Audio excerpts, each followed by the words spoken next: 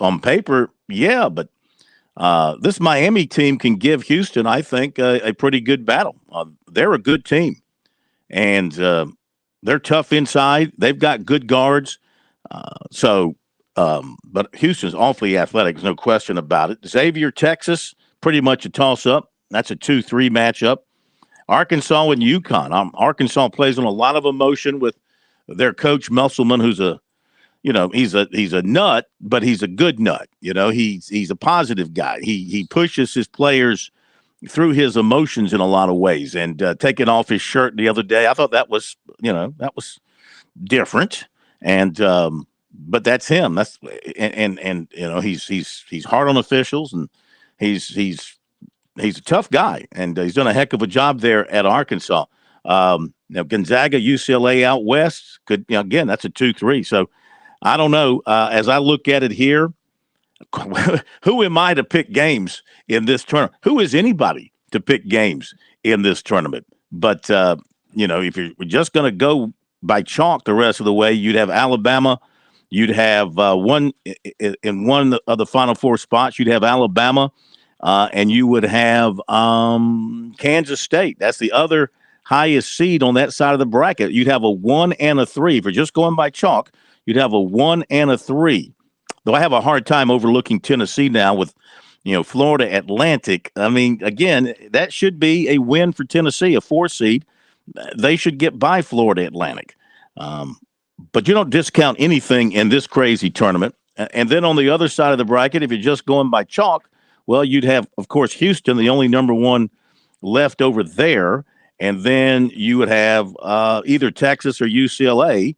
Well, no, you wouldn't have Texas because Houston would have knocked Texas out. So it would be you'd have Houston and UCLA in the semifinals. A great rematch of the Kareem Abdul-Jabbar, Elvin Hayes days back in the 1960s, the greatest college basketball game. Well, yeah, maybe the greatest. Well, the biggest college basketball game as an event at that time in history in the Houston Astrodome in front of 60,000 people on, what was that channel back then, Chris Bergen, that used to carry those things? It wasn't the Hughes Network. It was some offshoot network used to televise games that the major networks wouldn't touch. I think this was. You mean it wasn't ESPN? No, it was not ESPN. Back in 1968, I think is when that was. But anyway, that's kind of how 2 I years see before I was born, Phil. So Yeah. I can't help you out there, my friend. There are things called history books. there is. Speaking of history, would it be somewhat poetic justice for the University of Houston on the 40th anniversary of them getting beaten by an NC State team that had no business being on the floor with Phi Slamma Jamma? Wouldn't it be interesting if they get to the Final Four and play for a national championship in their hometown? Has that been 40 years? 1983. I guess that's been 40 years. 40 years flies by in the blink of an eye. But anyway, as you look at the bracket, so if I was just going by chalk, and why not? I mean, it's too scary to pick anybody now. But what do you see moving forward here with the 16? I think if Alabama gets past San Diego State and can handle the defensive pressure that the Aztecs will throw at them, I'm really interested to see how San Diego State will guard Brandon Miller. But if they get past that game, I don't think they have a problem at all with Creighton or Princeton in the Elite Eight. I think they're into the Final Four, and I would almost pencil them into the national championship game at that point in time. Though Tennessee might be looming on the horizon if they can continue to play as good a defense, and who can count out Tom Izzo and the job he has done with another relatively mild seed at 7 for Michigan State, and he's gotten them to the Sweet 16. That's a team you probably don't want to play. On the other side of the coin, I think if U of H gets a healthy Marcus Sasser, who has been injured somewhat during the tournament, if he's healthy and good to go, boy, that may be one of the best games of the Sweet 16, them in Miami. And that Xavier Texas game ought to be really, really good, too. So those two games in that region, the Midwest, ought to be outstanding to watch. And then down in the lower half of that bracket, if throw a hat out there, you've got a 2, a 3, a 4, and an 8. And Arkansas is probably underseeded as an 8. The only thing I don't want to see, if Arkansas gets to the Final Four, I don't need to see Eric Musselman shirtless anymore. I've seen it enough this season. Eric, keep your shirt on. Didn't impress you? No, it's like when Bruce Pearl took off his shirt. I mean, we don't need to see that. No, we be just honest do not with you, need to see that. I think Musselman looked better than Pearl. Well, there's At no least doubt. Musselman looks doubt. like he's somewhat in shape, and Pearl looked like the typical middle-aged flabby guy, taking off his shirt down into South Beach and trying to chase women down there, which he probably has tried to do a time or two. All right. Well, anyway, that's what we got coming up there. And, of course, you got the women's tournament, which begins on Friday in Greenville. Games on Friday, Saturday, Sunday, and Monday. You got two different regionals coming together, Greenville 1 and Greenville 2. And South Carolina, of course, taking on UCLA on Saturday afternoon, looking to extend that winning streak, that undefeated season. Everything is in their favor in that they're in a familiar arena. They're in their home state. They're going to have the home crowd behind them. But this is not a team, despite all the wins, I think we have to point out to people, this is not a team without some flaws. And they struggle sometimes from the line. They're not across the board great outside shooting team. But then again, how many women's teams are? They have to be. Yeah, they make That's up the one for thing it. about them. They make up for it, inside, of course, and they play great defense and they're deep. I mean, that makes up for their shortcomings. But again, is there somebody out there looming who's going to have one of those nights where they're red hot from the outside, they're just knocking down shots, and the Gamecocks are going to have? Well, they've had a couple of fights to the finish this year. They haven't been stressed and pressed that much. But is there somebody out there looming the rest of the way who could do that to them? Well, it's the team they're going to see on Friday, or on Saturday, rather, in UCLA. They gave them probably as good a game as anybody has at Colonial Life Arena this season. The two overtime games that they played were both on the road. But UCLA could give them a challenge. I just still think the depth, aside from the fact they play just tremendous defense, and their offense has gotten much better this year than even it was last year when they won the national championship. But I think their depth, and they'll eventually wear you down. That's what we have seen throughout the tournament. Norfolk State played with them for a quarter or so. South Florida played with them for a half, but they just can't sustain against South Carolina's pressure defense. And sooner or later, you're going to start missing shots. The Gamecocks are going to clear the glass, and they're on the other end running up and down the floor. And sooner or later, that front line starts to wear you down. And I think that's the case even in Greenville. The one thing I found interesting about the women's tournament, the way it's set up with the two regions, don't you find it a bit odd that Greenville 1 does not play Greenville 2 in the Final Four? They would see one another. Whoever comes out of those two would see each other in the championship game, but not in the Final Four. Maybe they did Greenville that 1's for paired a up with reason. Seattle 4. Yeah, maybe they did that for a reason. Maybe because they're going to be in the same building. They're going to be able to watch each other real close. I mean, I don't know. Maybe they just wanted to have. Well, I guess if you look at the brackets, if you look at the brackets, Seattle has got. I want to. Do they have mostly Western area? Now they got Duke out there. I don't guess there is any sort of geographic meaning to any of these brackets. So I can't answer that. That's I guess maybe they just wanted to mix it up for whatever reason. As a matter of fact, if you look at the two Seattle regions, the closest thing anybody has to being a West Coast team is Colorado. Yeah. Yeah. I mean, UCLA has to come all the way across the country.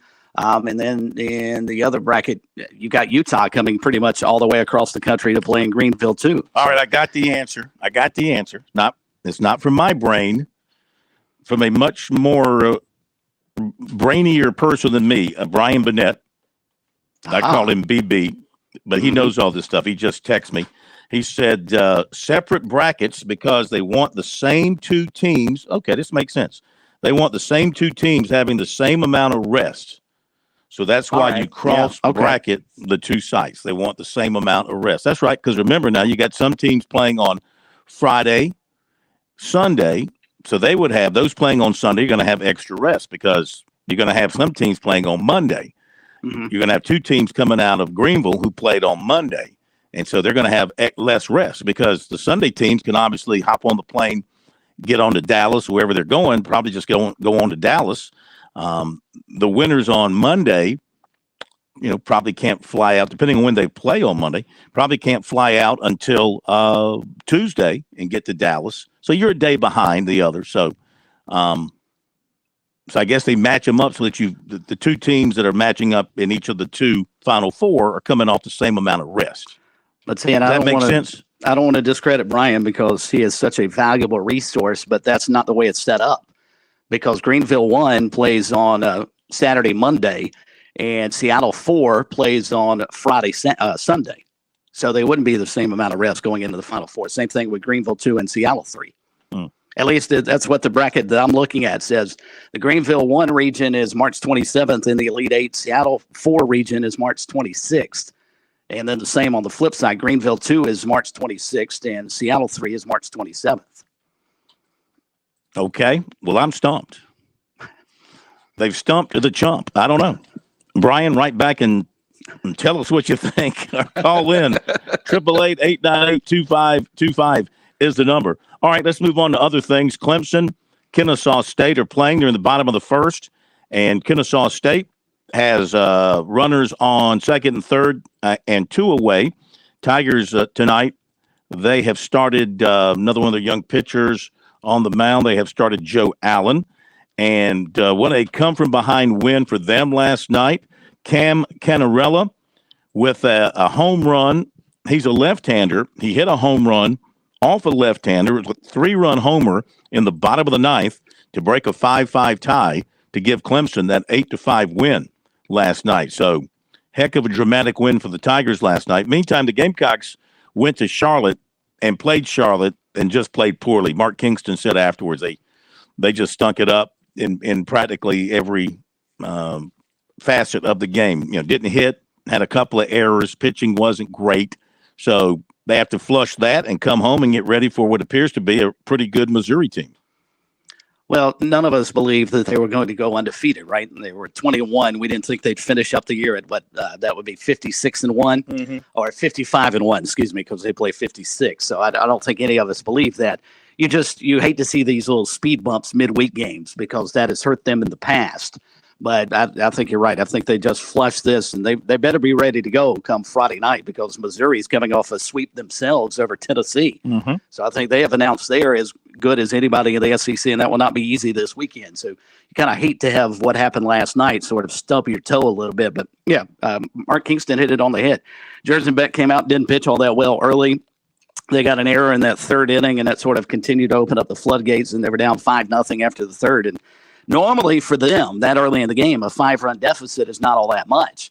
But credit to Charlotte, especially Colin Kramer, who had not pitched all that well for them, but no runs on 2 hits and 5 innings of work. He was wild at times. It's a weird stat line for him, 8 strikeouts and 5 walks. But for the most part, he was able to manipulate those walks and not allow those runs to come in to score. So just a bad night at the ballpark for sure for South Carolina. Now the question is, does that linger on them going into Friday? It happens. It happens. It does. Okay, phone number 888-898-2525. South Carolina Education Lottery lucky number. Did you know that since 2002, more than $174 million in lottery proceeds has been used to purchase, maintain, and fuel over 2,000 school buses in South Carolina? Learn more about the South Carolina Education Lottery's impact at sceducationlottery.com/education wins. And playing for fun is a win for education. So we go to the break here on Sports Talk. We'll come back and get to your phone calls. A couple lines are open, 888-898-2525. Throughout the show tonight, we got some other terrific pieces to deliver to you, including comments from Clemson defensive tackles coach, interior defensive line coach, Nick Eason.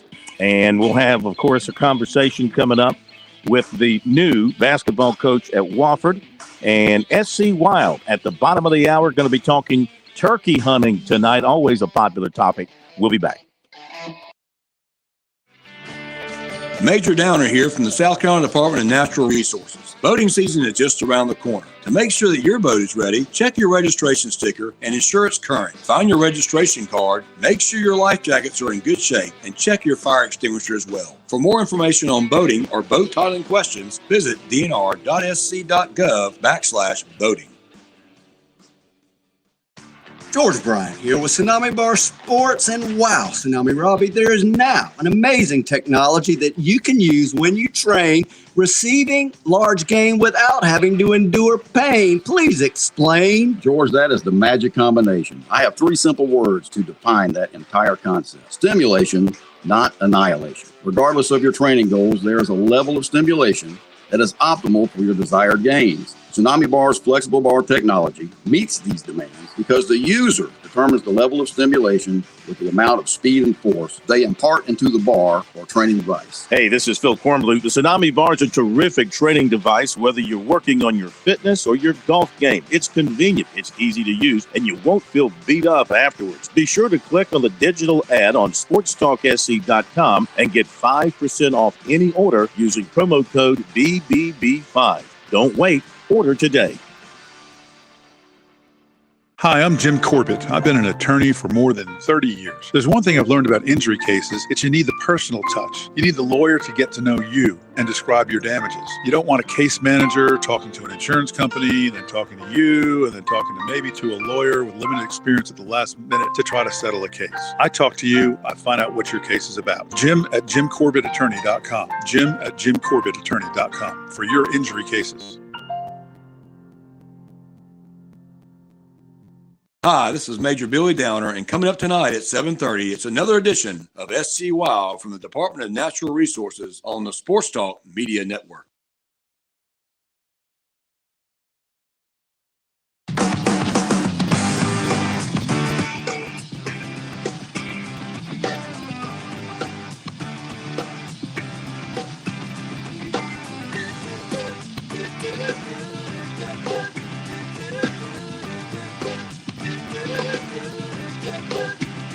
All right, let's get to your phone calls. 888-898-2525. Hank in Columbia up first tonight here on Sports Talk.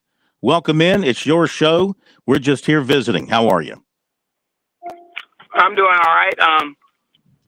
Corn, one thing about those regions, South Carolina was originally paired up with Stanford if Stanford was the one that had made it to the final. Mm-hmm. Because what they pair the highest one seed against the lowest one seed as far as when they get to the Final Four. They predetermined. They do a full ranking 1 through 16 when they do those home court, and they match you that way. And so the fact that Stanford lost. You mean they reseed when they get to the Final Four? No. It's a pre-seed. It's a predetermined. What they do is they seed them 1 through 16 when they first come out with the pairings when they're doing the selection. Mm-hmm. And so the number 1 overall seed, which was in South Carolina, if all the 1 seeds advance, the number 1 overall seed would play the number 4, the 4th 1 seed. Yeah. So it's 4 1 seed and 2 and 3 play.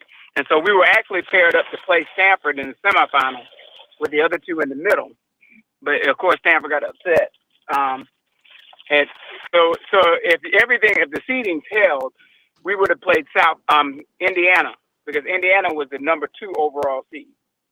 So that's kind of how that's set up. And they don't really look at whether, as far as the 2 teams on each side of the country, what happens there is if you were with South Carolina being the 1 seed and Indiana being the number 2 overall seed, they send them to the regions that are most geographically advantageous to them. Mm-hmm. So, South Carolina had been the 4th overall seed. Remember that year we got sent to Stockton? Yeah. The first championship we won, we got sent way out the West Coast. Mm-hmm.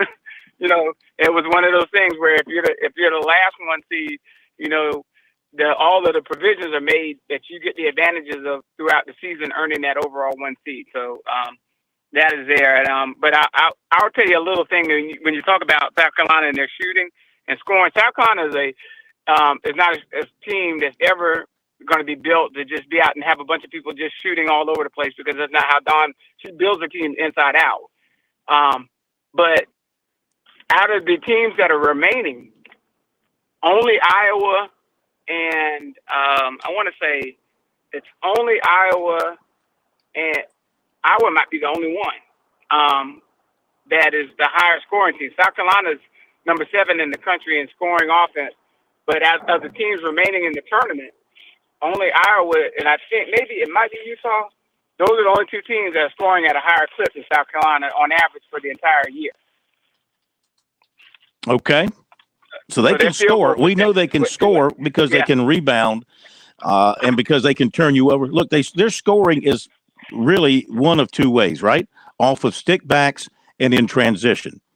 Steals, layups, turnovers, layups, rebounds, and layups, right? I mean, yeah, I know they'll feed the post and score some there. They have the highest. I think South Carolina has one of the highest efficiency rates for field goal percentage because of the fact that they run their offense through, even their half-court offense runs through the big. Yeah. All right, thanks. Appreciate you clearing that up. Little nuances of the NCAA women's tournaments. We're learning as we go here, right? Of course, we should know this. They've been pretty good in women's basketball around there for a few years. We'll be back. On Point Weather is made possible by our friends at Palmetto Citizens Federal Credit Union on 107 The Point. And here's tonight's forecast. Much warmer overnight than we've had recently, with low dipping to 55. Tomorrow, we climb all the way into the mid-80s as a high with a mix of sun and clouds. By Friday, it's all up to 87 with plenty of sunshine. For the weekend, low 80s with morning rain likely on Saturday, clearing in the afternoon. I'm Brian Leonard with your On Point local weather.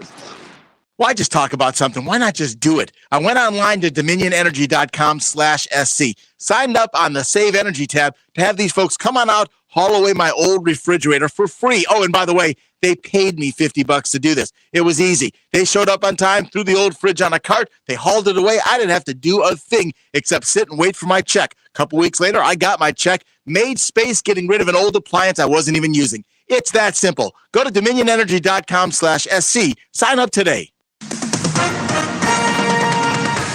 With SRN News, I'm Keith Peters reporting. Authorities say a 17-year-old student shot and wounded 2 school administrators after a handgun was found during a daily search of a student at a Denver high school.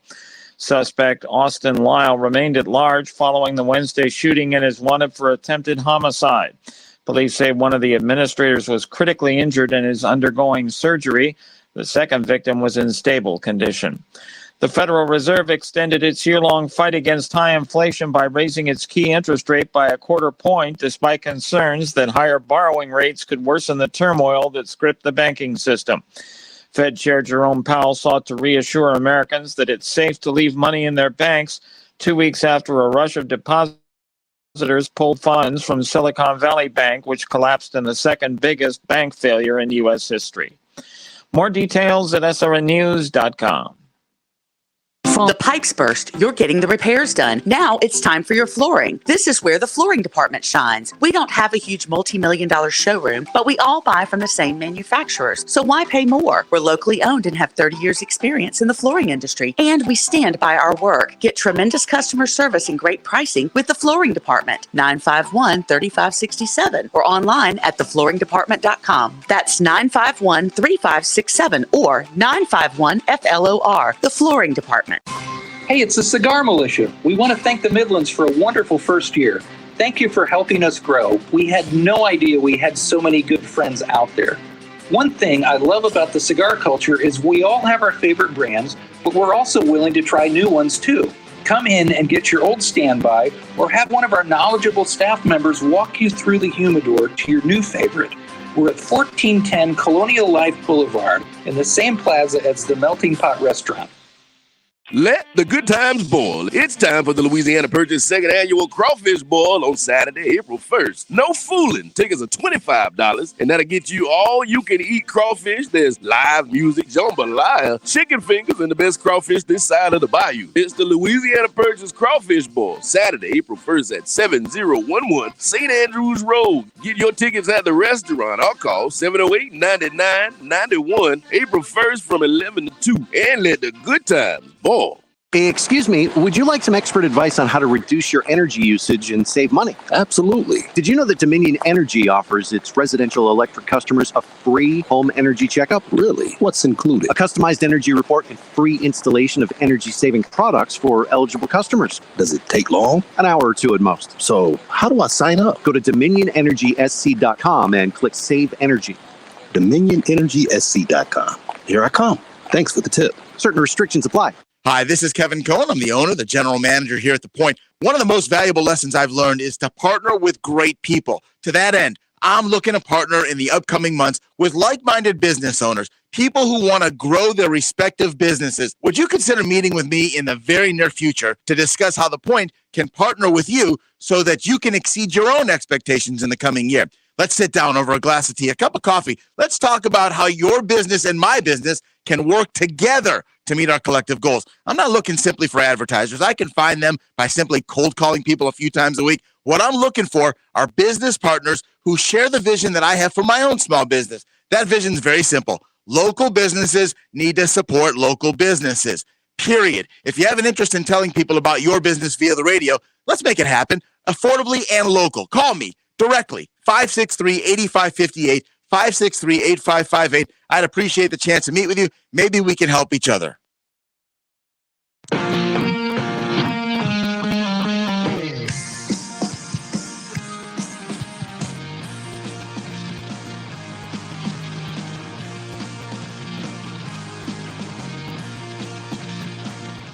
We are back. Sports Talk Media Network.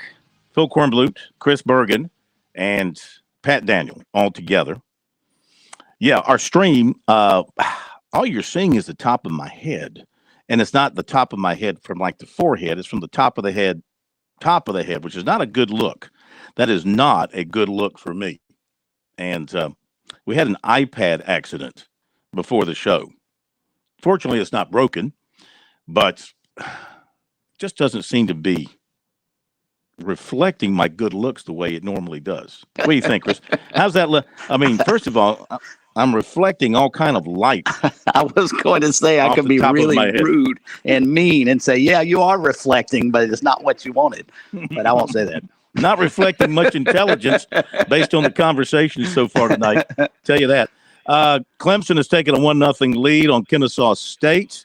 Bottom of the second inning. Tigers get a sacrifice fly from Ferry. And how did he do this? This would have been an interesting play to watch. So he flied out here. It said, oh, I'm sorry. I misread this. He flied out to center field. Okay. Sacrifice fly. So not such a creative thing. So sacrifice to center for Clemson. Tigers go up 1-0. So they're at Kennesaw. They'll probably stay there overnight. I would assume, yeah. Well, they're on spring break. They're on spring break. No reason to come back to Clemson because they play at Georgia Tech on Friday, Saturday, Sunday. We'll update other baseball as we move along. A couple of other notes, and then we'll get back into your phone calls. Phone number 888-898-2525, South Carolina Education Lottery lucky number. Dawn Staley is the USBWA Coach of the Year. That's the U.S. Basketball Writers Association. It's the second straight season, third time in 4 years, she's won that honor. Former USC quarterback coach Clyde Christensen, who's a longtime NFL assistant, is now at North Carolina. Do you know that? He is working with Drake May, so South Carolina will get a chance to see him. He was at South Carolina, way back. Who was under Lou Holtz? I think Lou Holtz brought him in back in the day. Then he went to the NFL and did quite well. Clemson announced their Prowl and Growl schedule. Okay, you ready for this?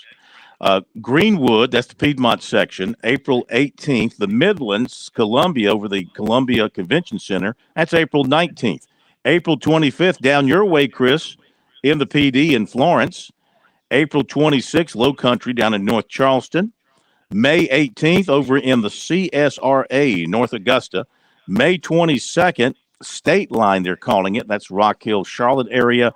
Wrapping up May 30th in the upstate there with Greenville. Notre Dame has come to an agreement with Penn State coach Micah Shrewsbury, according to Stadium. North Carolina big man Armando Bacot returning for another season. He's using his last year of eligibility. 15 points, 10 rebounds, per game. So that's a good break there for the Tar Heels, who've had like 4 guys, backups primarily, hit the transfer portal, John. Former USC cornerback, longtime NFL defensive back, including with the Panthers, Captain Munnerlyn, is now going to coach at Myers Park High School in Charlotte as a cornerbacks coach. So that's some great experience going over there. And our poll question of the week, what's ahead for the USC women? How far are they going to go? 371 votes cast.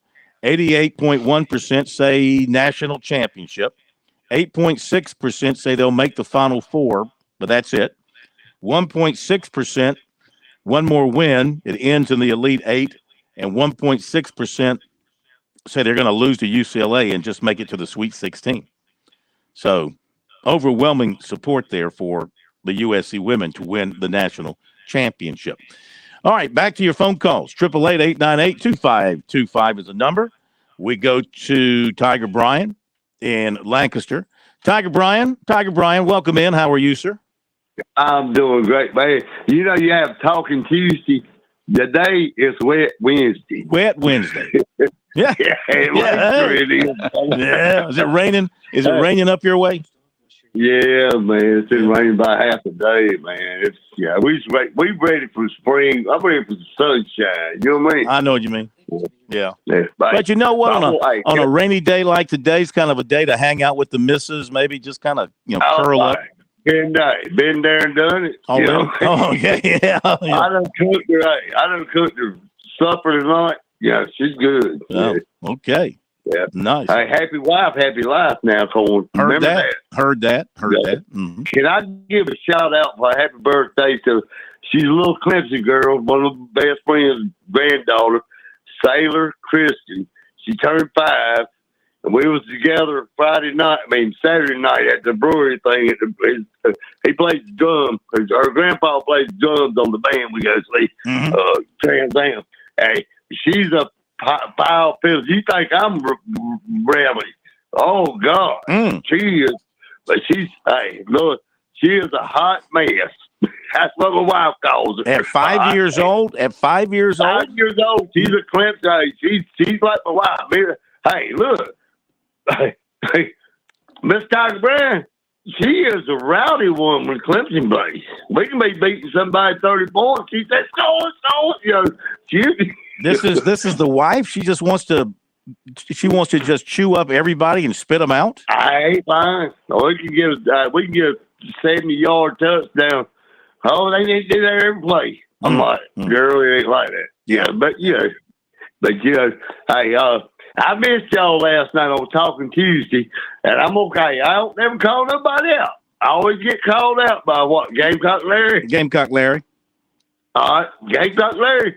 I'd rather. I enjoyed listening to my radio station. South Carolina got beat by Charlotte 49ers, right? They did. All right. I'd rather listen to y'all than listen to that. But that was the second best thing. So you tell Gamecock Larry that, hey, Tiger Bryan would rather listen to y'all than y'all getting beat on any sport. That's good. That's good. We always want you to prefer us over anything else, Tiger Bryan. That's a good way to look at things. Y'all number one. Y'all number one, brother. I hope y'all have a great night. You too, sir. Hey, y'all have a good one. We're going to the coast in the morning, eat some seafood. Oh, you're a lucky man. Lucky man. You know, hey, retirement's good, brother. I hear you. All right, my man. Thank you very much. Tiger Bryan. Boy, I tell you what, I don't know that I want to be sitting in a seafood restaurant across from Tiger Bryan while he's peeling shrimp and throwing down some flounder. That could be a messy scene. Do you think he doesn't chew with his mouth closed? Is that what you're inferring? That's what I gather. Just from talking to him over all these years, that's kind of the vision I have dancing through my head. Let's go to Jimmy up in Simpsonville. Jimmy, welcome to Sports Talk. How are you? Good to have you with us.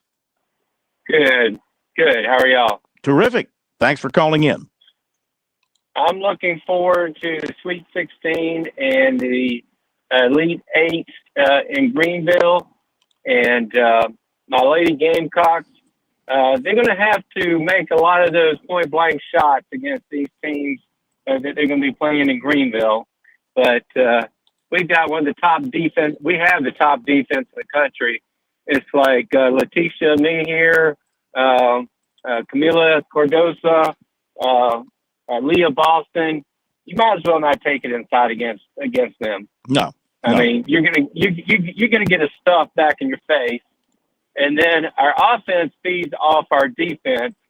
And I think also the other thing we're gonna have to do to win the back-to-back championship is to have some other players hitting the outside shots when they've got the open shot. Yeah.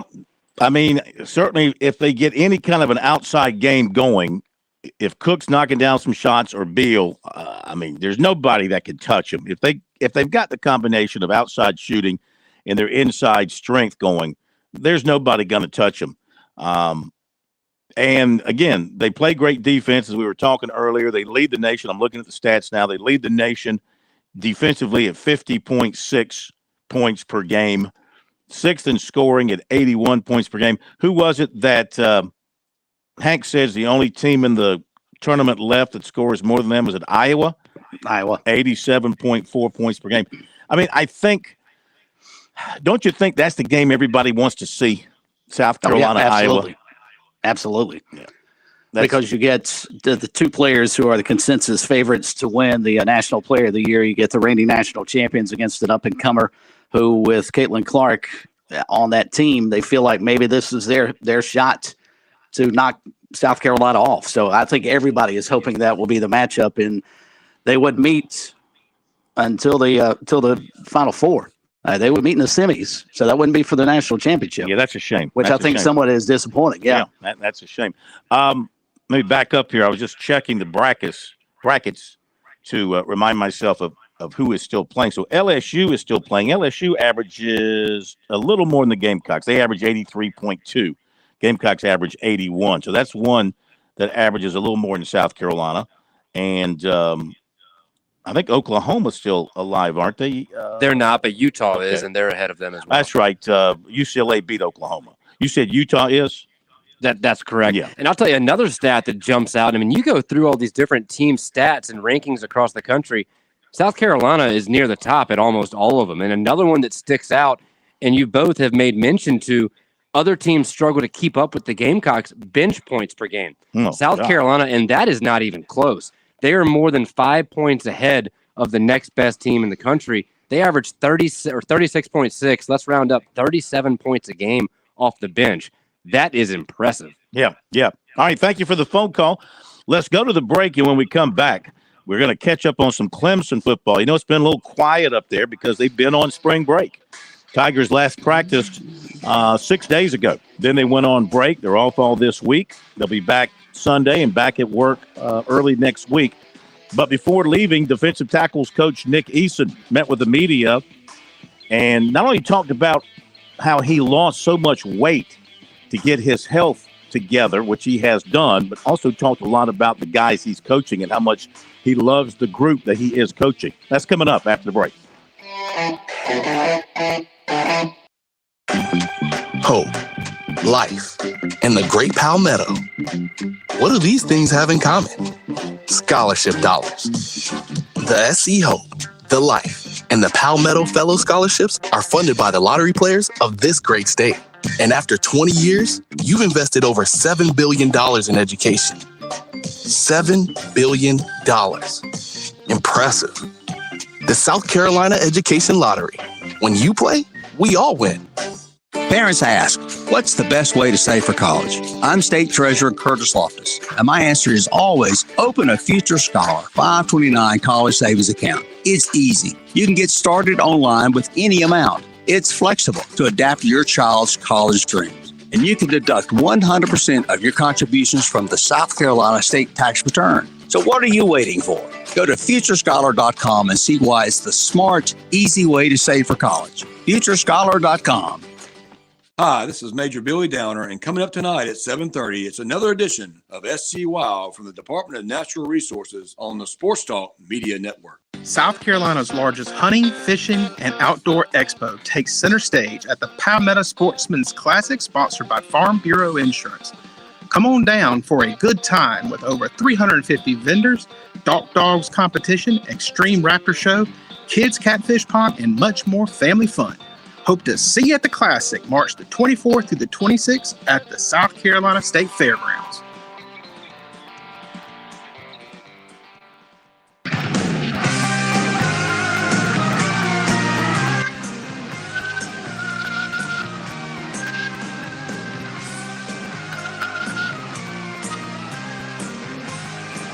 Hey, never too soon to think about your spring, summer vacations. Of course, spring has sprung, right? Have we officially hit spring? Was that yesterday? Today's the Monday. 22nd. Oh, it was Monday. I believe Monday was the first day of spring. Yeah. So anyway, so spring is here. Spring has sprung. Summer will be here, and you got to do something. You can't work 360. We can't all be like Tiger Bryan and work 365 days a year. We got to have some vacation. We got to have some time to relax and go have some fun. And why not go to the beach, and why not let Paulie's Vacation Rentals find you a place to hang out and relax this spring, this summer, or maybe longer if you want to buy something and make it your own. If not, they can put you up in a condo or in a house to fit your needs. They've got an unbelievable selection of properties that they can display to you. In fact, I was by Jimmy's place the other day. Amazing, just absolutely amazing, the number of properties that that group has sold. And they can help you. They can help you find what you're looking for. The phone number is 843-237-4246. The website is pauliesvacationrentals.com. And the man is Jimmy Smith for your perfect beach getaway. All right, Nick Eason, Clemson defensive tackles coach. And he lost some good players, of course, from last year's team. He's got some returning. He's got some new blood to work with. He talked with the media recently about that group and how he feels about them.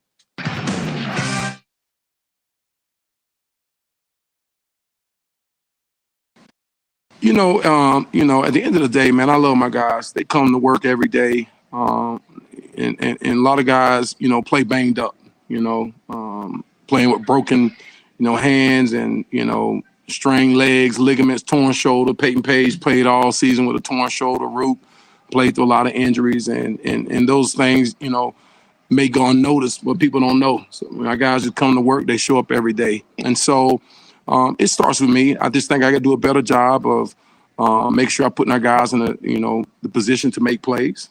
Do a better job of really stressing the technique and fundamentals. And so this year was about personal development for me as a coach. In order to get my players better, I got to get better. And so, I met with some, coaches from the NFL, got on some Zooms and talked technique and fundamentals, philosophy, circuits, and really evaluate what I'm doing. Maybe something that I truly believe in, maybe there's a better way to teach it. And so, at the end of the day, I got to demand, greatness from my players, every day, in every way possible. But it starts with me, and then it trickles down to my players. And so that's why I got to be the best version of myself, and so I can demand them being the better version of themselves. And so, we left a lot of plays on the table, left a lot of sacks on the table.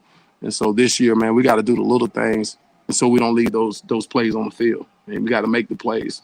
And so there was a lot of missed opportunities last year. But it was a really good year. There's a lot of good things that we did last year. Top 5, in terms of sacks in the country. And we created a lot of pressure. Guys played hard, man. They played through some adversity. You look at Brian Brzee, the things that he went through last year, and even made a 3.0, the highest GPA he's ever had since he's been here. And just fighting through the adversity, had some issues, going on with his body. We missed some games. And, it goes on and on and on. Tyler Davis, as well, played through injuries. Trey Williams played through some injuries. DeMonte Capehart played through some injuries. And they just showed up every day. And so I'm really proud of them for what they did last year. And so, when you're at a place like Clemson, we have high expectations and high demands. And so, I got to do a better job as a coach to get my guys better, and so that we can be great this year and moving forward. You guys, when Tyler and Roop say they're coming back, Were you at all surprised by that? And did you have Well, I may have played somewhat of a small role in that, but I was definitely shocked, especially by Tyler. I may have anticipated, Rook or Brazil maybe coming back just with the injuries, but Tyler was definitely a shocker. I know Rook was kind of straddling the fence as well about what he wanted to do. I knew those guys, had some legitimate draft grades that they could have left this year and made some money. And for them to come back was a huge deal, for our defensive line. And they came back because they want to win a championship. They want to get better, and felt like they left some things on the table. And then obviously to increase their draft stock as well. And so, I take it upon myself, for me to make sure that happens. And so, just going to try to, not only for them to get them better, but to get the entire defensive line better. And it makes it better for all of us, up front. And looking at the numbers, you've got Tyler and Rook and Peyton and Damani Capehart. You got all the kids that are coming in. Trey Williams, the best defensive tackles group in the country. Can you imagine that there would be anybody else that would have that kind of quality depth? No. I'm truly blessed to have the depth that we have. And with all those guys coming back, and then with the young guys we've added with Victor Stafalin and Peter Woods, we have the best personnel, definitely one of the top personnels in the country for sure, in terms of depth of defensive tackle, which is why we were able to sustain and have some success last year, just because we did experience guys were out, in and out of the lineups. We had a lot of guys that were hurt, and but we always had guys that were able to step up, and so which is huge for us. And so anytime you got quality depth, man, you have an opportunity to go all the way. And all the teams that make it all the way to the big show have quality depth. And so we definitely have the personnel to take it to the big show. Just got to show up, and it starts now in the spring. That's where we got to get better. And but I am truly blessed. Look around the country, a lot of rooms don't look like mine. And so you got your first. You got your first string guys, and then kind of second, and it kind of falls off after that. But not here. All these guys are capable of being starters. What have you seen out of Peter and Vic and Stefano? Man, I'll say guys are, first of all, they're all good human beings, man. Good people, come from good families, great character guys. Man, they've been, handling their business off the field, and they show up every day ready to work and ready to learn. In terms of talent level, off the charts, all three of them.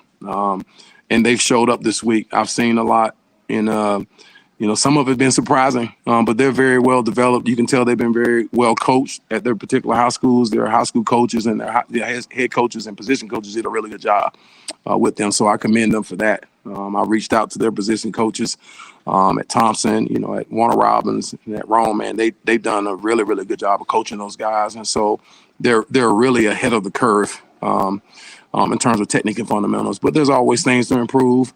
As we get more and more into our install, the head starts spinning a little bit, start thinking a little too much, but that's part of it, being a young guy. But they're going to make us really, make us a lot better. When you can bring in talent, man, it squeezes everybody to get better.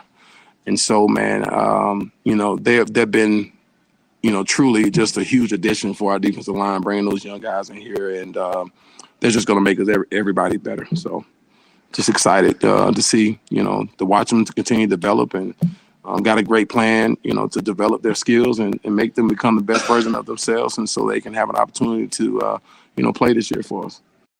All right, Nick Eason, Clemson defensive tackles coach, and Tigers get back to work next week. USC back on the practice field tomorrow. In fact, it'll be open to the media for the first 6 periods. Today we heard from Gamecock defensive players, about 5 or 6 of them, and they all sounded pretty good, sounded pretty optimistic about what they've got going on defensively, and feel like that.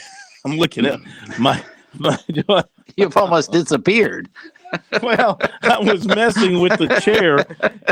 and it went down, and I can't get it to rise back up.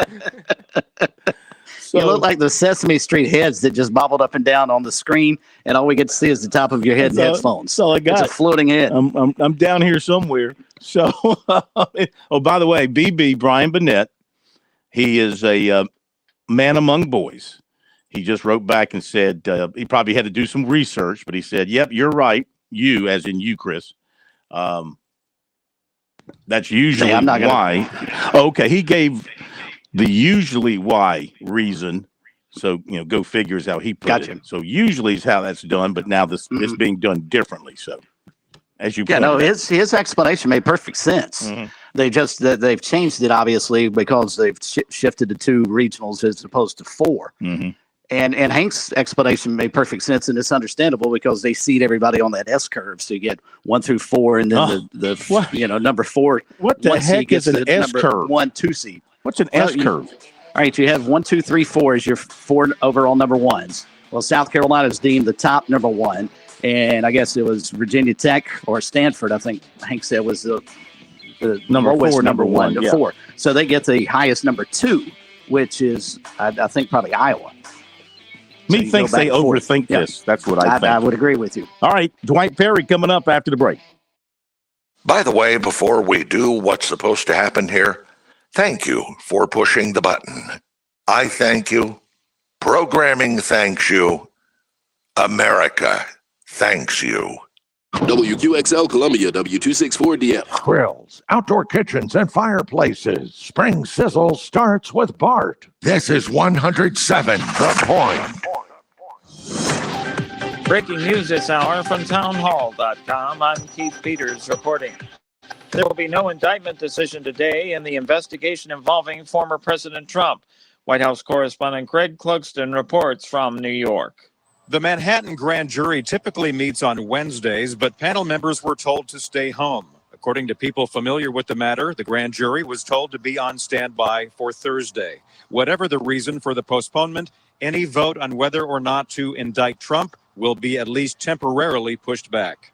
Greg Clugston, outside Manhattan Criminal Court in New York. The Federal Reserve raised its key short-term interest rate by a 0.25 percentage point Wednesday, pushing ahead with its aggressive campaign to tame inflation despite financial turmoil following Silicon Valley Bank's collapse. Federal Reserve Board Chairman Jerome Powell says the central bank factored in the recent bank difficulties as it decided on a rate hike. Our banking system is sound and resilient with strong capital and liquidity. We will continue to closely monitor conditions in the banking system and are prepared to use all of our tools as needed to keep it safe and sound. Both California and Arizona are dealing with heavy rains and gusty winds. Lisa Page in Camp Verde, Arizona, tells ABC 15 Arizona she's worried for local residents who've had to evacuate because of flooding. Hopefully everybody's safe and getting to be able to go to higher ground for sure, but this is not normal. Meanwhile, in Southern California, a possible tornado Wednesday left a line of damage across roofs of commercial buildings in the Los Angeles suburb of Montebello. Video showed pieces of roofing being ripped up and twisted into the sky. One person was hurt. On Wall Street, the Dow down by 530 points. The Nasdaq dropped 190. The S&P 500 lower by 65. More on these stories at townhall.com. Inflation is pushing up the cost of just about everything: food, gas, clothing. But life insurance, which thanks to inflation you need now more than ever, actually costs less today than it did a few years ago. Now is the time to get the insurance you need at a price you can afford. Call SelectQuote now and we'll help you save more than 50% on term life insurance. In a hurry? Don't worry. With SelectQuote, you can get up to $2 million in instant, same-day coverage with no medical exam. That's right. Get up to $2 million in instant, affordable same-day coverage with no medical exam in under an hour. Call SelectQuote now at 1-800-507-2266. That's 1-800-507-2266. Or go to SelectQuote.com now and get up to $2 million in instant same-day coverage with no medical exam. That's 1-800-507-2266. Full details on example policies at SelectQuote.com/commercials. .com. Researchers at the Centers for Disease Control and Prevention say cases of a dangerous fungus have tripled in just over 3 years, with more than half of states now reporting it. Correspondent Mike Hempen reports. According to the CDC, the coronavirus pandemic was likely partly responsible for the increase. Hospital workers were strained by COVID-19 patients, and that likely shifted their focus away from disinfecting other kinds of germs. The fungus, Candida auris, is a form of yeast that is usually not harmful to healthy people, but can be a deadly risk to fragile hospital and nursing home patients. It spreads easily and can infect wounds, ears, and the bloodstream. The study found cases increased from just under 500 in 2019 to nearly 1,500 in 2021. I'm Mike Hempen. News and analysis at townhall.com. I'm Keith Peters reporting. On Point Weather is made possible by our friends at Palmetto Citizens Federal Credit Union on 107 The Point. And here's tonight's forecast. Much warmer overnight than we've had recently, with low dipping to 55. Tomorrow, we climb all the way into the mid-80s as a high with a mix of sun and clouds. By Friday, it's all up to 87 with plenty of sunshine. For the weekend, low 80s with morning rain likely on Saturday, clearing in the afternoon. I'm Brian Leonard with your On Point local weather. WQXL Columbia, W264DF. Grills, outdoor kitchens, and fireplaces. Spring Sizzle starts with Bart. This is 107 The Please Point. press button now. I said to genius.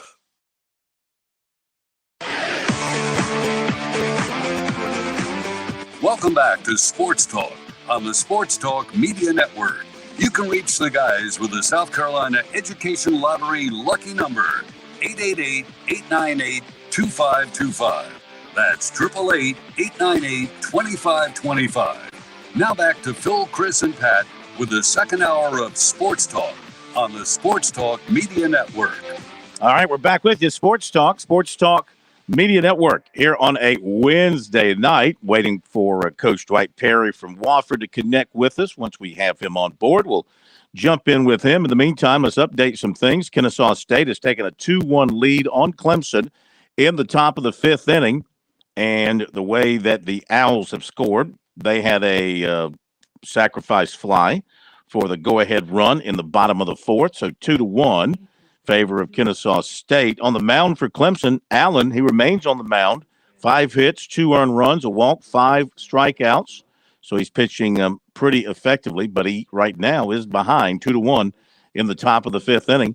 And some other baseball scores this evening. It's Boston College beating Sacred Heart 8-7. Virginia leading Georgetown 6-4. That's in the 9th. Virginia Tech all over VMI 11-0. FAU is leading Miami 4-3, bottom of the 4th. So there you go with baseball to this point. We got recruiting coming up for you in just a couple of minutes, but right now we do welcome into Sports Talk for the first time, because he was just named as the permanent head coach, Coach Dwight Perry, taking over the basketball program with the Wofford Terriers. He'd been with the program, took over as the interim coach, and elevated officially yesterday and introduced today as the Terriers' new head coach. We welcome him into Sports Talk. Coach, good evening. How are you? I'm doing well. Glad to be on. Really excited. Feeling really fortunate and looking forward to some great times ahead with Wofford basketball. Oh, absolutely. And we know Wofford basketball can be there and do all that. Tough year this year, though, with the midseason transition. What was it like for you when you took over the program under those circumstances, trying to just hold everything together, keep these guys focused, and win as many games as you could? Yeah, it was definitely a very unique situation, a situation I haven't been a part of in college basketball. But one thing, I think myself and our staff, we tried to do a good job of. The biggest thing is we just tried to make sure we were there for our guys, and helping them mentally, emotionally, and physically, first and foremost, before we even got to the basketball piece. And I thought once, we did a good job of putting them in some good spaces mentally, emotionally, and physically. I thought we did a really good job in transitioning to making sure we could maximize the basketball portion of the season. I thought overall, in totality, we did a really good job of that, and I was really pleased. And I think as a staff, we were really proud of the results. Yeah, it could have been a disastrous season. You did finish with a winning record, 17-16. You were 8-10 in league play, and I think it's a compliment to you and the remaining staff that you were able to hold this team together and keep it competitive the rest of the season when the transition took place. Well, absolutely. I mean, as we know, the Southern Conference is a great league. I mean, last year with Chattanooga losing basically by one basket to Illinois, and leading for 39 minutes of that game. And then obviously we saw this year with Furman, with Virginia, beating them. Our league is really good, and it's been that way for the last 5 to 7 years with the talent that's in this league, the coaching that's in this league. And so for us to get a top 6 finish and to finish tied for 5th in this league obviously speaks to, right, the job that we did overall, especially not only just the situation that, kind of unfolded, but also, I mean, we were the 18th youngest team in the country, right? And you're going against a lot of teams in our league that are really experienced and are much older than our guys were. And to our guys' credit, they didn't use that as an excuse. We definitely, took our lumps, but we were also able to grow in those situations where things didn't really go our well.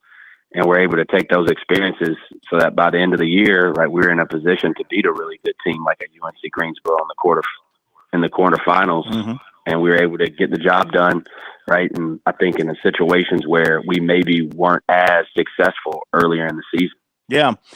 And then, of course, as everybody faces this now, and whether it was you or whoever the coach was going to be, you have the guys hitting the transfer portal, and you see that your guys who've hit the transfer portal are getting a lot of big time attention now from the bigger schools, the so-called Power 5 programs. Do you sit back and think to yourself, if we just could have held these guys here moving forward, we'd have a heck of a team next year. But now you kind of got to start over, don't you, from a recruiting standpoint, and I guess perhaps tap into the transfer portal a good bit yourself to get a competitive team together for next year?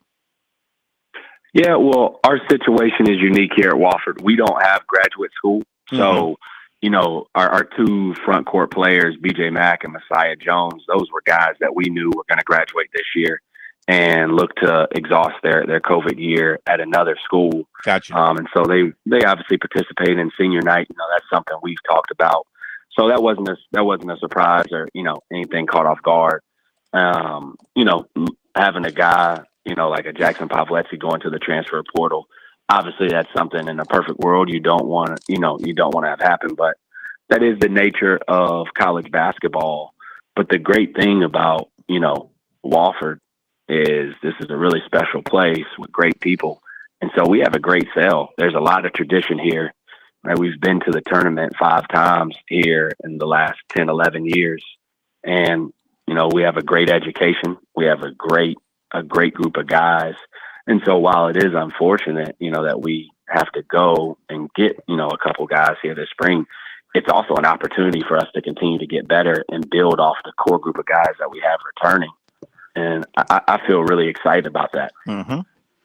New Wofford head men's basketball coach Dwight Perry with us here on Sports Talk. And Coach, first off, congratulations on the new gig at Wofford, even though I guess it's not really new to you.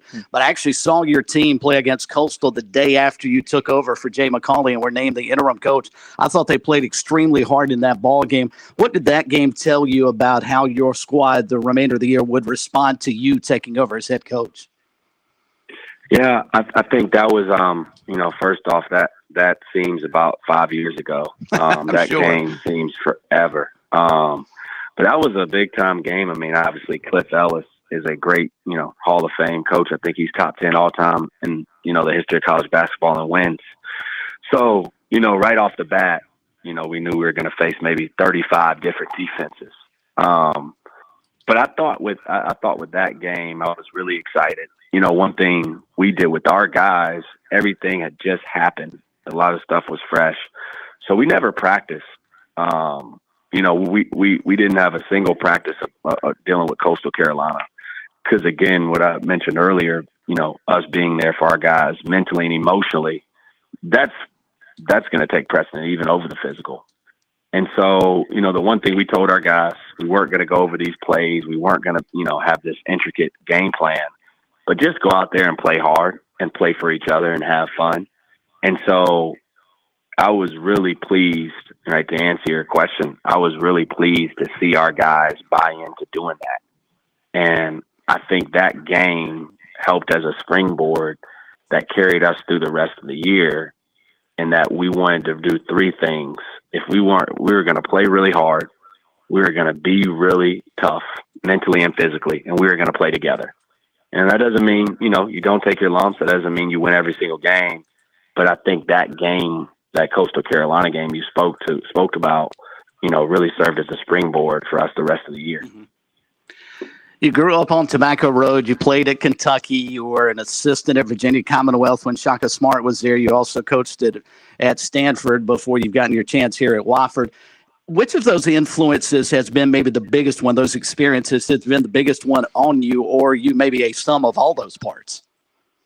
I'd definitely say a sum of all the parts. I mean, I've been really fortunate to be around a lot of great basketball. You mentioned growing up, you take it for granted because your experience, you only know your experience is your experience. And so being around, right, all the programs in North Carolina and seeing that basketball and ACC country day in and day out for 18 years is special.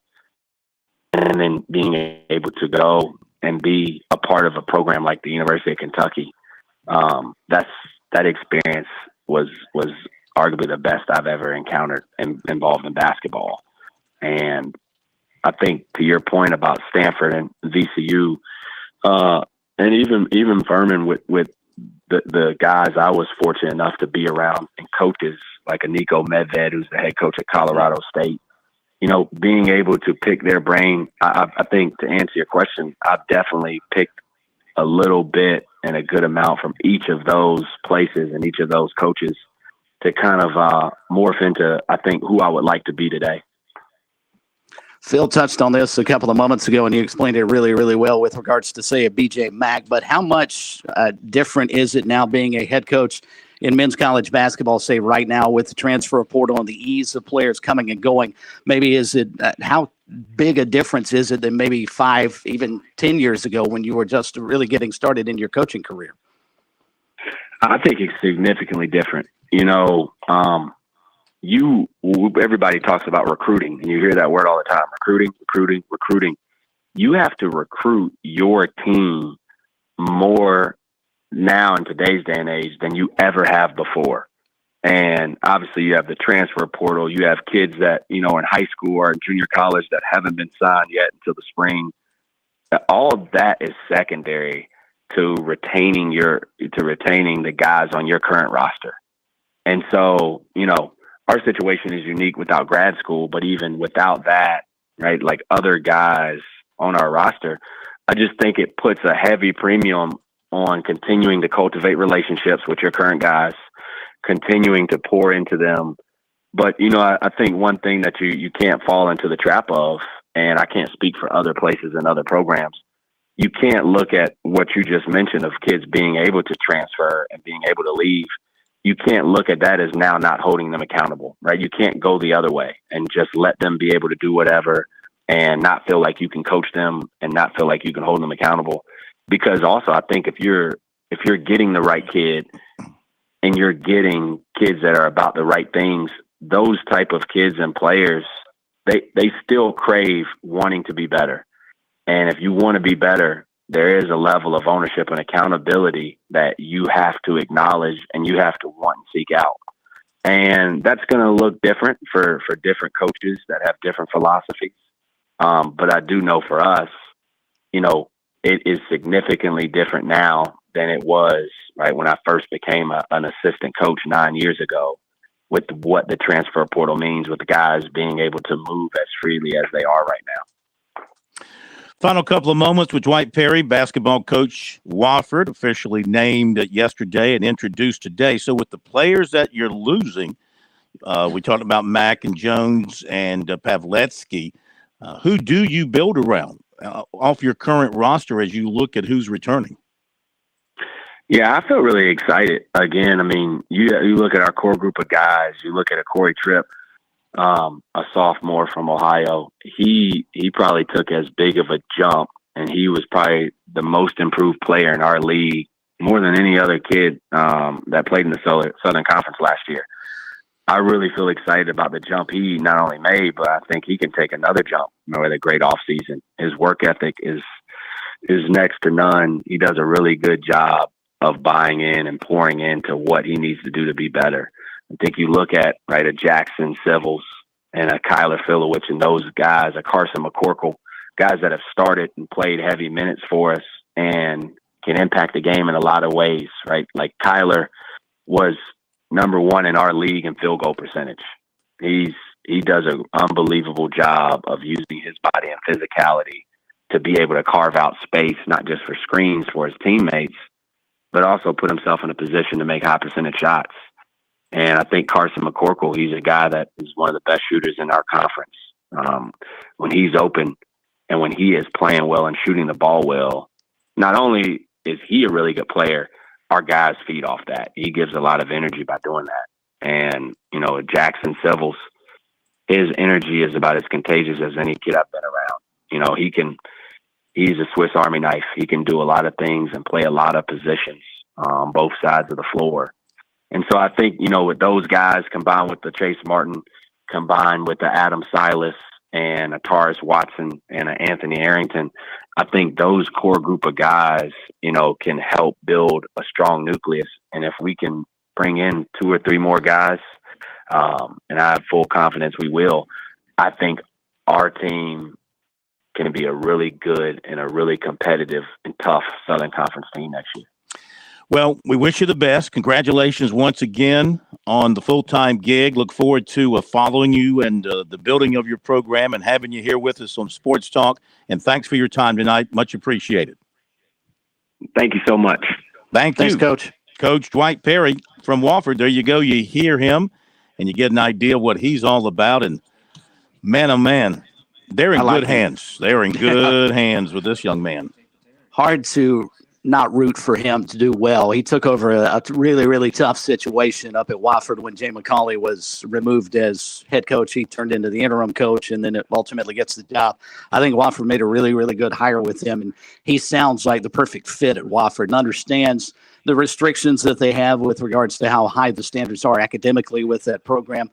But I think he's going to be a winner big time. And it'll be fun to see both Furman and Wofford maybe on level playing fields, hopefully soon. Those will be great matchups to watch in the Southern Conference. Oh, absolutely. And Bob Ritchie will join us tomorrow night, 7:30, talk about his season, what a special season it was for Furman, what they will do to keep it going, because, they're going to be losing some really good players off of this year's team. So it'll be kind of maybe a little bit of a rebuilding. If you do rebuild anymore in college basketball, or you just go to the portal and plug in a new replacement like B.J. Mack. I didn't realize, I'd forgotten. He actually came to Wofford. He's out of Charlotte, but he came to Wofford as a transfer from South Florida. South Florida, right? Yeah. Now he's got all kind of big-timers after him. Thanks to the coach, and we'll be back.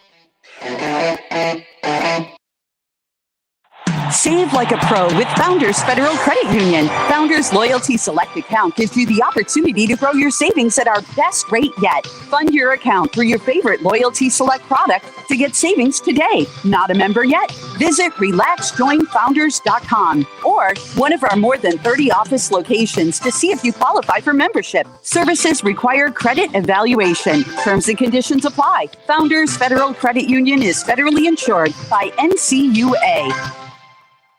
Life, it has its ups and downs. Sometimes it's little things like hitting every red light or dropping your cell phone. Maybe it's the bills, rent, or pressure at work. But when it comes to the South Carolina Education Lottery, you should never feel like playing will solve everything. The lottery is a game. It's played for fun. So set a dollar amount. Expect not to win and make sure responsibilities, family, friends, and work come first. Visit PlayResponsiblySC.com. Hi, this is Major Billy Downer, and coming up tonight at 7:30, it's another edition of SC Wild from the Department of Natural Resources on the Sports Talk Media Network. Parents ask, what's the best way to save for college? I'm State Treasurer Curtis Loftus, and my answer is always open a Future Scholar 529 college savings account. It's easy. You can get started online with any amount. It's flexible to adapt to your child's college dreams. And you can deduct 100% of your contributions from the South Carolina state tax return. So what are you waiting for? Go to futurescholar.com and see why it's the smart, easy way to save for college. futurescholar.com. South Carolina's largest hunting, fishing, and outdoor expo takes center stage at the Palmetto Sportsman's Classic, sponsored by Farm Bureau Insurance. Come on down for a good time with over 350 vendors, dogs competition, extreme raptor show, kids catfish pond, and much more family fun. Hope to see you at the Classic, March the 24th through the 26th at the South Carolina State Fairgrounds.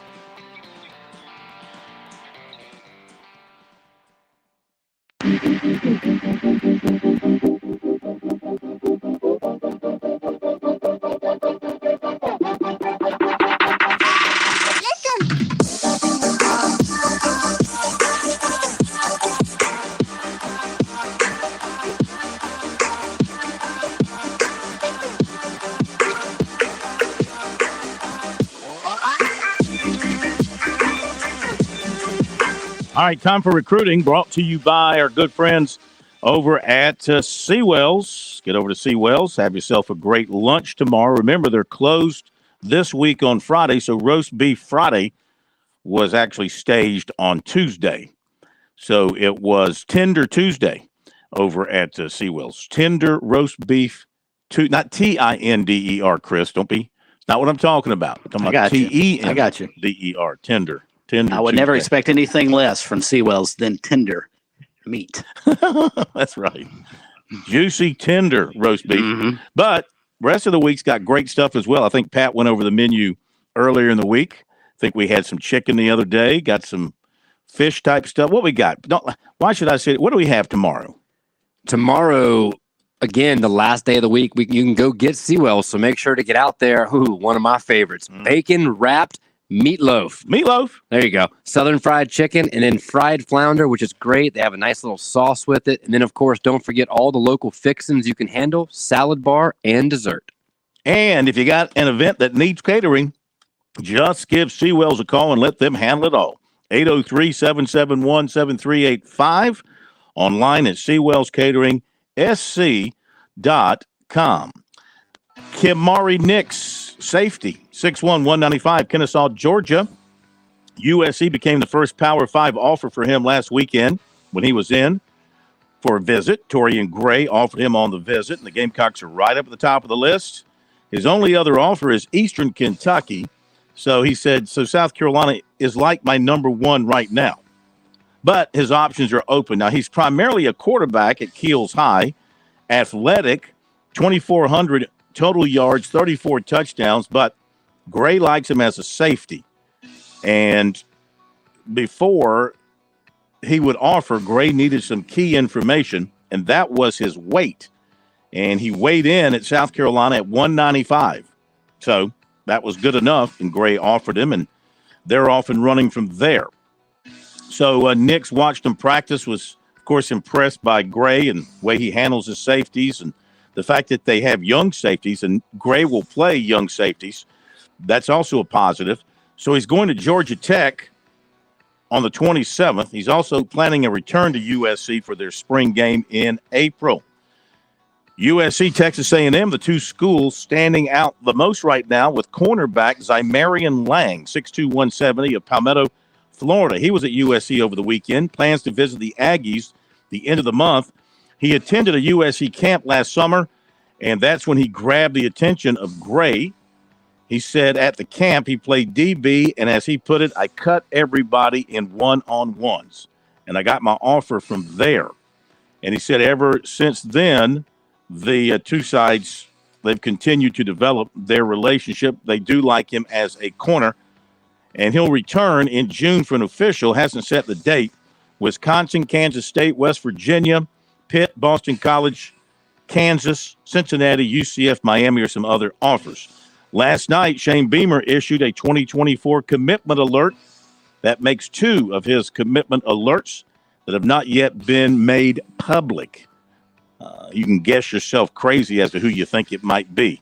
USC offered defensive end Zena Yumi Ozulu, 6'4", 210 out of Allen, Texas. His brother is an OL at Texas. His cousin is a freshman defensive end at USC. That would be Desmond Yumi Ozulu. Clemson target, defensive end C.J. Jackson, offered by Texas. USC target, defensive tackle Mike Williams, plans to name his top schools on Friday. Riverside defensive tackle Marcus Downs was offered by Florida. He was at Georgia yesterday. 2025 receiver and corner Pedro Reyes of Cardinal Newman plans to visit USC on April 13th. 2026 quarterback Josiah Oxendine of Dillon. He was offered by Appalachian State. He's a guy to keep an eye on. He apparently has a big upside, and the attention on him is only going to get stronger. Also, in football, South Carolina today offered a player, a running back out of Alabama, Jamarian, nicknamed Fat, P-H-A-T, Burnett, 6'1", 210, and he is out of Andalusia, Alabama, and he gets an offer from South Carolina. Basketball, 6 foot A.J. Cook, a Presbyterian, he's in the transfer portal, John, according to verbal commits. There you go with recruiting tonight, right here on Sports Talk. After the break, it'll be time for another edition of SC Wild, as we've got the Sportsman's Classic coming up this weekend in Columbia at the Fairgrounds. Major Downer going to talk more turkey hunting tonight. He's got an expert joining him, and we'll be back. On Point Weather is made possible by our friends at Palmetto Citizens Federal Credit Union on 107 The Point. And here's tonight's forecast. Much warmer overnight than we've had recently, with a low dipping to 55. Tomorrow, we climb all the way into the mid-80s as a high with a mix of sun and clouds. By Friday, it's all up to 87 with plenty of sunshine. For the weekend, low 80s with morning rain likely on Saturday, clearing in the afternoon. I'm Brian Leonard with your On Point local weather. Are you looking for free checking and free savings? Dave Ramsey here, telling you to go see my friends at Palmetto Citizens Federal Credit Union. They're not a mega bank that's so big they lose the ability to treat you like a human being. At Palmetto Citizens, you're not just a number, you're a member. Join today at any of their 14 locations or at palmettocitizens.org. Federally insured by the NCUA. With SRN News, I'm Keith Peters reporting a judge has temporarily blocked Wyoming's new abortion ban. The decision Wednesday means abortion is legal again in Wyoming.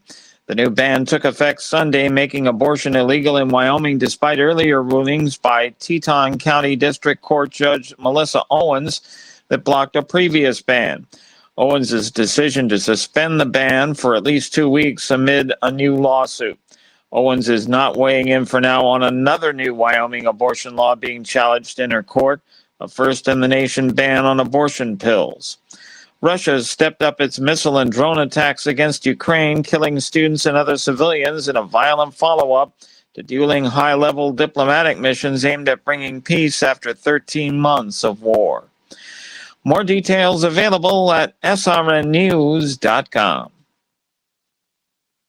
Shooter's Choice is calling all hunters. Spring's fast approaching. You need to get ready for that spring hunt fever. Supplies will be hit or miss. There's no place better than Shooter's Choice on Sunset Boulevard, West Columbia. Shooter's Choice will help you get stocked up on all that specialty hunting gear and the ammo you'll need. At Shooter's Choice, they stock Benelli, Beretta, Savage, Franke, Browning, Weatherby, Stoger, TriStar, and even Winchester shotguns. Plus specialty hunting shells. They're coming in every day, and yes, the demand is still extremely high, so it goes fast. A very good reason reason to be shopping early. There's an experienced crew, second to none, to help you make the right selections. Spend your hunting dollars wisely. Shotguns, red dot sights, specialty ammo in stock right now. Check out all the new firearm accessories, even the selection of Champion gun safes. Ask about which new thermal optics and firearm silencers to use for a successful coyote and wild hog hunt. If you don't have time right now to visit, go online to shooterschoicesc.com. Have your accessories shipped right to the front door. On Sunset Boulevard, make it your first choice. Your best choice. Make it Shooter's Choice. Hi, honey. How was your first day back at work? Well, that slip and fall sure did cause me some pain and discomfort. And this swollen ankle is no fun. Thanks to True Pharmacy, the day wasn't a complete waste. I'm so glad they were able to get you all set up with your ACE bandage wrap and even a set of crutches. Yes, who knew you could rent your crutches from True Pharmacy? And they even have wheelchairs to rent and sell. That's good information to know in case we ever need it for our parents as they get older. I'm so glad we found True Pharmacy. True Pharmacy, 2 locations, West Columbia and Divine Street. Let the good times boil. It's time for the Louisiana Purchase second annual Crawfish Boil on Saturday, April 1st. No fooling. Tickets are $25, and that'll get you all you can eat crawfish. There's live music, jambalaya, chicken fingers, and the best crawfish this side of the bayou. It's the Louisiana Purchase Crawfish Boil, Saturday, April 1st at 7011 St. Andrews Road. Get your tickets at the restaurant. I'll call 708-9991, April 1st from 11 to 2. And let the good times boil. Hi, this is Kevin Cohen. The Point is a unique radio station. We don't have a bunch of huge corporate sponsors, and we're not a part of a local group of 5 or 6 corporate radio stations. We're a locally owned and locally operated station. In fact, we're a family. We think community first. We're all about local. And if you're a small business owner, well, it'd be my honor to sit down with you, talk about growing your business with the help of The Point. If you've never considered radio advertising, well, it works, especially talk radio. Our listeners trust us. They trust and they support our advertisers. You'd be surprised just how affordable running some ads on The Point can be. So let me put something together, a customized package that fits your needs, your budget. I'm not corporate. I'm just Kev. Call me, 563-8558, or email me at kev@makethepointradio.com. That's 563-8558, or my email address, kev@makethepointradio.com. Let's sit down. Let's talk about partnering up. Let's talk about seeing if we can grow together. Now on Sports Talk, it's SC Wild with Major Billy Downer of the Department of Natural Resources. Major Downer is here to take your questions about the great outdoors in South Carolina. Give him a call at 888-898-2525. It's SC Wild from DNR on the Sports Talk Radio Network. All right, a pleasure to have the Major Billy Downer from South Carolina, DNR. Back in the saddle. What a big week it is for the Department of Natural Resources, because the Sportsman's Classic begins on Friday. And, of course, we're in the middle of some great hunting around the state of South Carolina. The weather's getting terrific to go out and drop a line and do some fishing in the lakes, the rivers, and the ocean. So we got a lot going on outside, Major, but you're going to have a lot of great stuff going on inside, indoors, at the Classic at the State Fairgrounds beginning on Friday. Absolutely. Friday, Saturday, and Sunday will be at the State Fairgrounds. It is the second largest event at the State Fairgrounds besides the State Fair. So pretty big deal. Lots of people, lots of vendors. There'll be turkey calls, and turkey calls, and turkey calls. And lots of fishing gear. Lots of items there. A lot of folks, even last year, just one of those odd things, excuse me, that was there was Tupperware. I hadn't seen Tupperware in forever. And there was a Tupperware salesman there. So there's a little bit for everybody there at the Classic. There'll be the fishing pond again for the kids, so bring a youngster out, let them fish in the pond there. Pretty neat little event. Of course, all the DNR displays. But today is a big day in the state of South Carolina. It is the start of turkey season for game zones 3 and 4. A long-awaited day for many turkey hunters. Today is that day. This weekend coming up, Saturday will be the second youth day, and that's for game zones 1 and 2. Those counties in game zones 1 and 2 will have their youth day on the 25th, and then they will open for turkey season on April the 1st. Tonight, we are joined once again by, I always call him Dr. Deer, Dr. Turkey. He's all those things, but it's Jay Cantrell He is our turkey project leader. I want to welcome Jay to the show tonight. Thanks for coming on tonight, Jay. Yeah, it's great to be here with y'all. Yep. So, Jay, just start off a minute. Let's talk turkey for a minute. We talk about it every year. You come on here, we talk about our population a little bit. Everybody always wants to know the question. How is our turkey population at this point today, 2023? Well, we're still, like much of the Southeast and a lot of the country, kind of in a long-term, slow decline with our population. That doesn't mean that we're running out of turkeys. We've still got plenty of birds out there, just not what we had, 15, 20 years ago at their peak in the prime. But yeah, we're, down a little bit, and that's kind of shown up in harvest. But anticipating this year might be a pretty decent season based on the fact that 2 years ago, the summer of 21, we actually had a pretty good hatch in the state with turkeys. So there should be, and the turkey hunters will know what we're talking about here, a lot of 2-year-old birds out there this year. Right. So, we're optimistic for a good season this year, and maybe hope to see a little bit of an uptick in the harvest from last year. Last year, our estimates based on reporting and surveys, we harvested about 13,500-ish birds in the state. And that's down a tick from where we'd been kind of around 14,000, 15,000 the last few years. But we're hoping this year might jump back up to 14 or 15 based on, a lot of 2-year-old birds out there. And I think a lot of hunters saw a lot of jakes last year, which would kind of indicate that as well. So we're optimistic. We're hoping for a good season. If we get good weather, things should be well.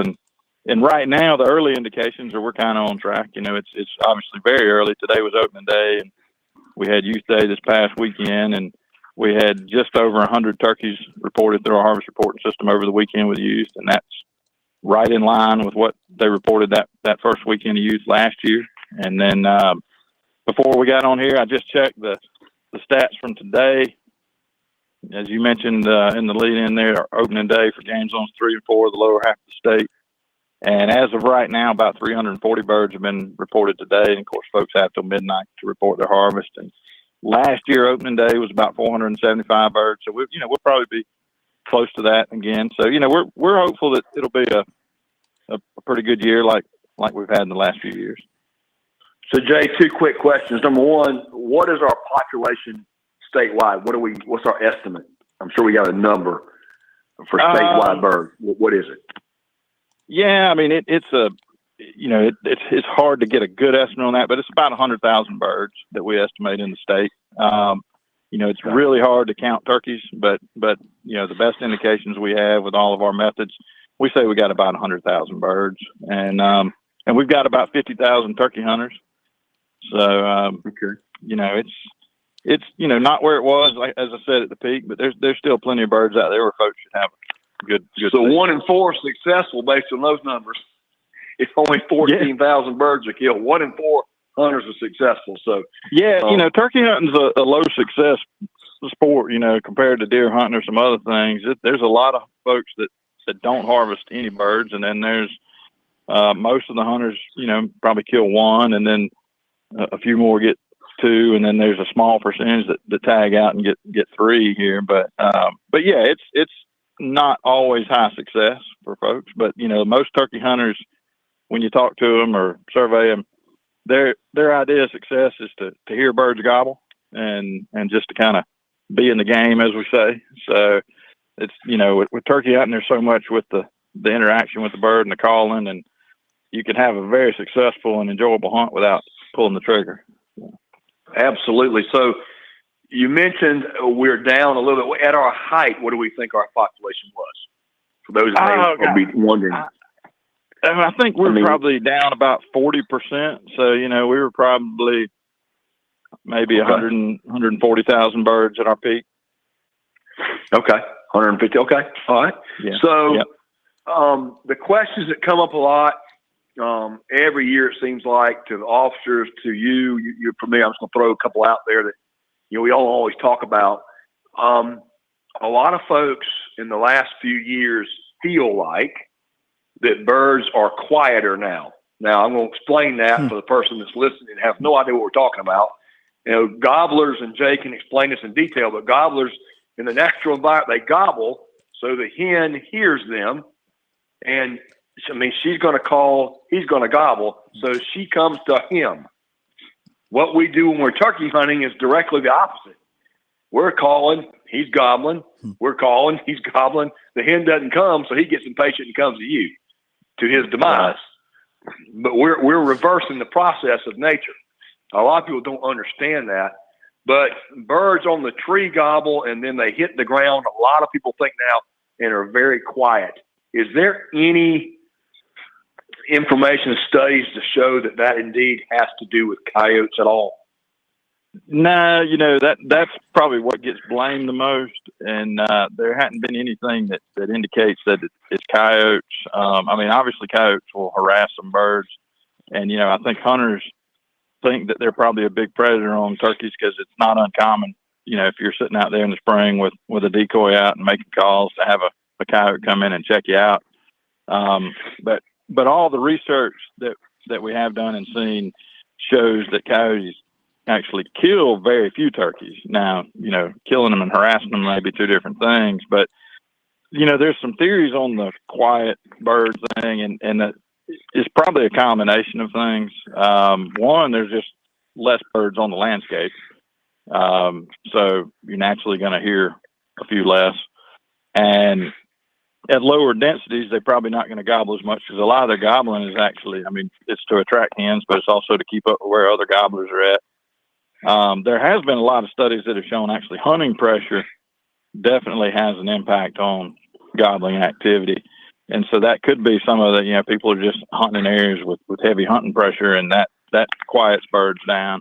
And then there's another theory out there that's kind of interesting, that maybe over time we've kind of genetically selected for the quieter birds, you know, the birds that gobbled and were very responsive. The ones that gobbled got killed. The ones that gobbled got killed, and the quiet ones survived. And so over time we've kind of, you know, bred for quieter birds, and that, there might be something to that. That's one of the more interesting theories that I've come across on it. But yeah, definitely we hear that a lot, that birds aren't as vocal as they were, and there's probably, like I said, a lot of factors that lead to that. And some of it's probably just the way people remember things. You know, you kind of remember the mornings when the birds are gobbling their heads off, and you can hear birds all over the place, and you kind of forget the quiet mornings. And then, you know, so over time, maybe some of that's just bias with people's memories.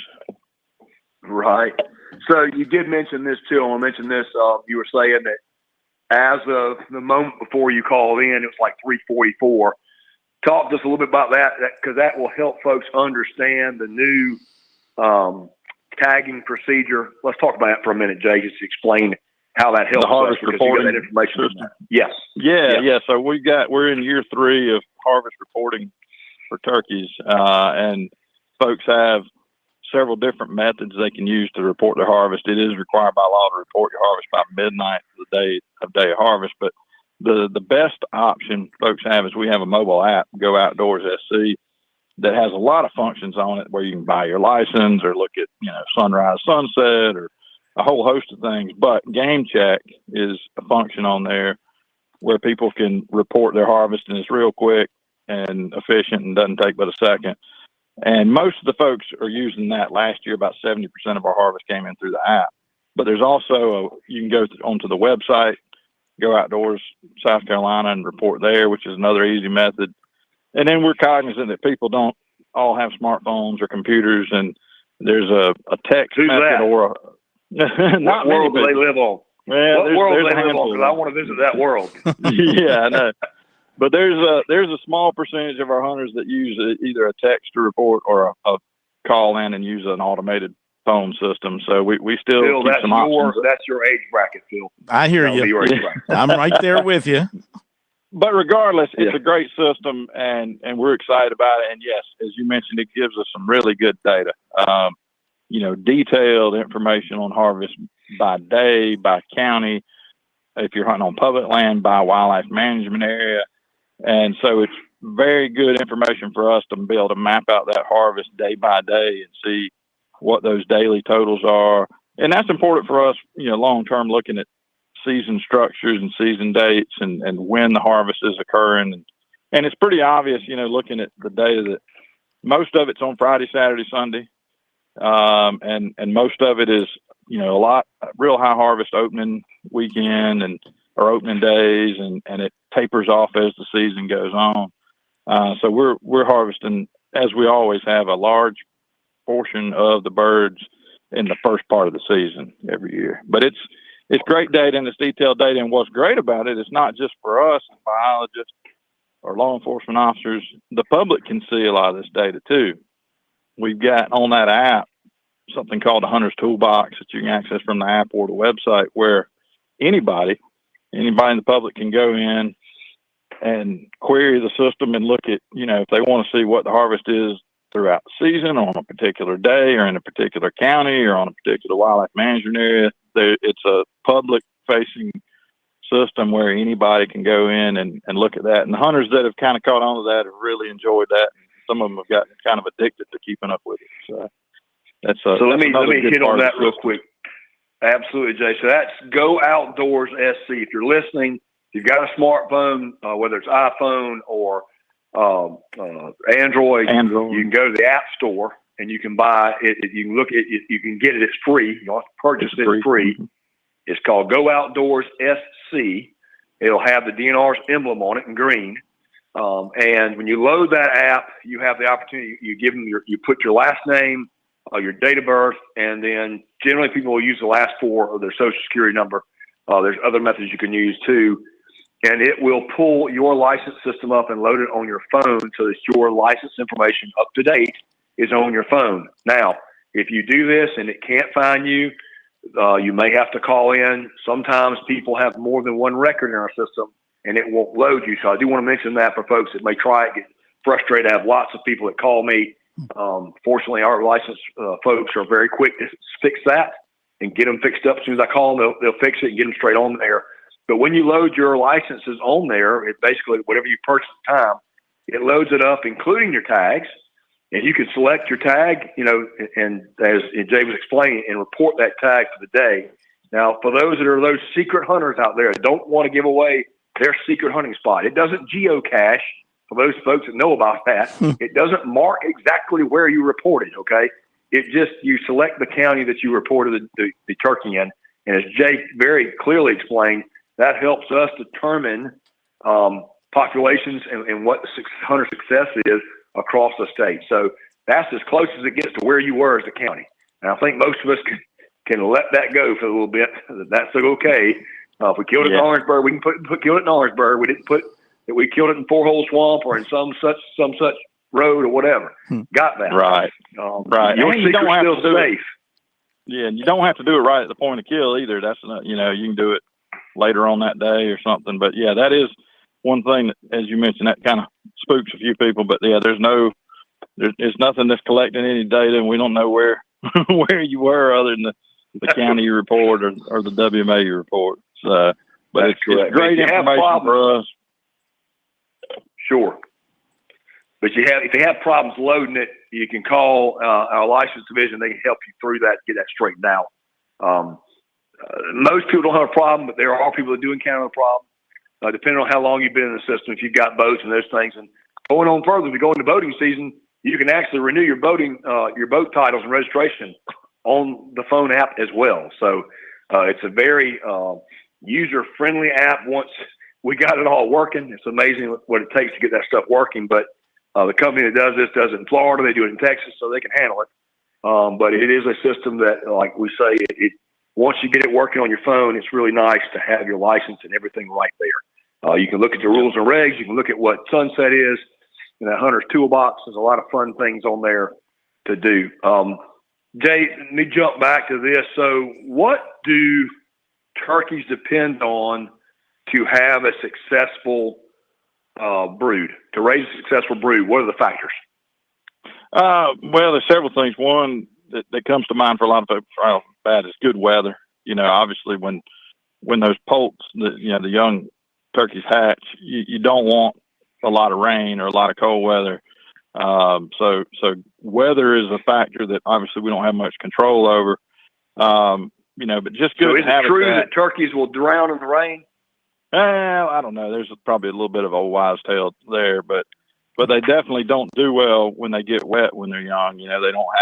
They're not fully feathered, and so they don't shed water off. So they can deal with a little rain, but heavy rain or long durations of rain is not ideal right after they've hatched.